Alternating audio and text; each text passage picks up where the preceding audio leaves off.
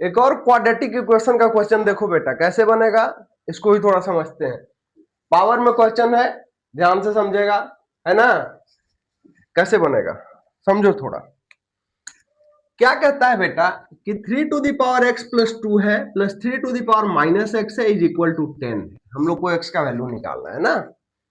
चलो करते हैं। 3 to the power x plus 2 है ना, plus 3 to the power minus x है ना, इज इक्वल टू 10 है। इसको कैसे लिख सकते हैं बेटा बताओ।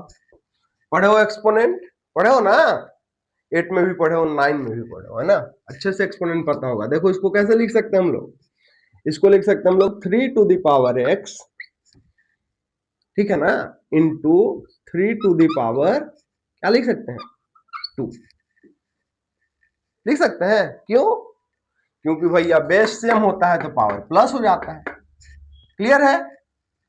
प्लस और क्या लिख सकते हो, 3 to the power minus x है, इसका पावर को प्लस करना है तो क्या लिख सकते हो बताओ, 1/3 टू द पावर एक्स लिख सकते हैं, इज इक्वल टू 10। आ रहा समझ? क्लियर है?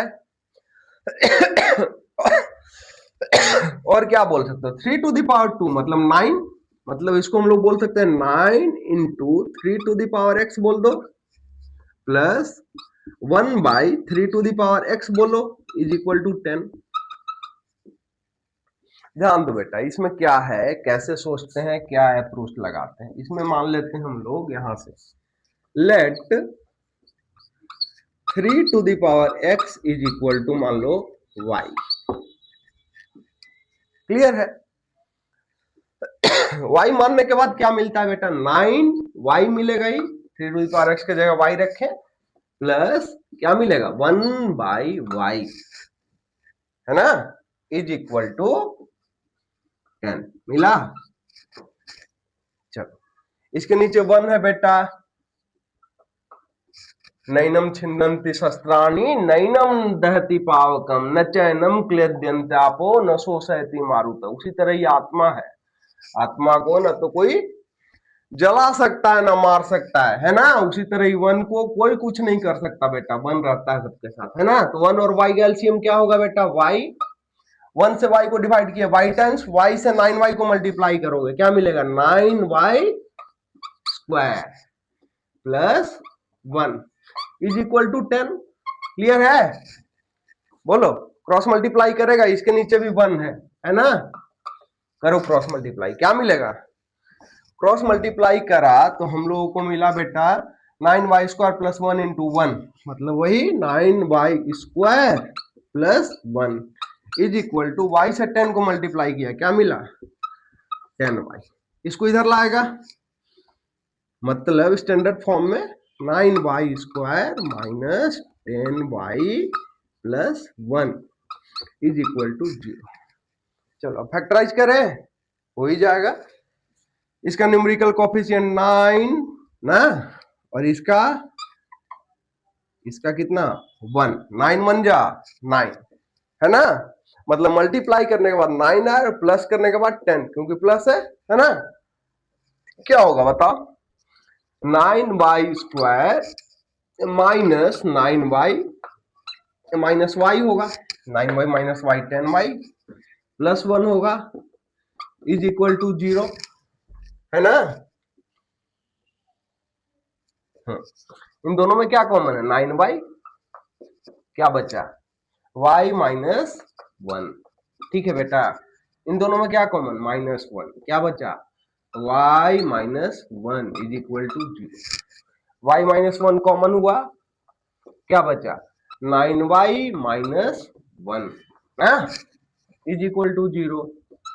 अब हम लोग उसी तरह दो बात करते थे कि y minus 1 is equal to 0, then y is equal to 1, और 9y minus 1 is equal to 0, then y is equal to कितना बताओ, क्या होगा बेटा, 1 उधर जाएगा 1/9। बोलो क्लियर है? अब समझो, आंसर नहीं आया अभी। अब हम लोग माने क्या थे बेटा, 3 to the power x is equal to y माने थे ना। करो देखो, if y is equal to 1, समझो, if y is equal to 1 then 3 to the power x is equal to 1 होगा। बोलो 3 टू द पावर x है, मतलब इसको क्या बोल सकते हो, 1 को कैसे लिख सकते हो बताओ? 3 टू द पावर 0 लिख दे क्या?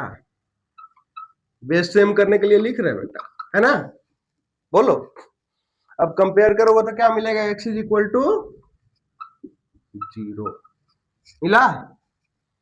अब समझो if y is equal to क्या लोगे एक बार, 1/9 ले लो, ठीक है ना, 1/9 ही आया है। तब हम लोग क्या लिख सकते हैं, 3 to the power x is equal to 1/9। 3 to the power x is equal to क्या लिख सकते हो, 1/3 टू द पावर 2 लिख सकते हैं। 9 को 9 3 टू द पावर 2 को ऊपर भेजो, क्या होगा, 3 टू द पावर -2 हो जाएगा। समझा बेटा? मतलब अब दोनों का बेस सेम तो पावर भी same, then x is equal to क्या मिलेगा बताओ, -2। तब हम लोग बोल सकते हैं दो सॉल्यूशन x का मिला हम लोगों को, कौन कौन सा मिला भैया, x इज इक्वल टू हम लोग बोल सकते हैं 0 या -2, यही तो आंसर होगा बेटा। आया समझ? मतलब इस टाइप का यदि क्वाड्रेटिक का क्वेश्चन होगा तो हम लोग एक्सपोनेंट वाला रूल लगाएंगे और सॉल्व करेंगे, ठीक है? आया समझ? ठीक है, बाकी इस तरह का क्वेश्चन एक और देखेंगे हम लोग अगले क्लास में।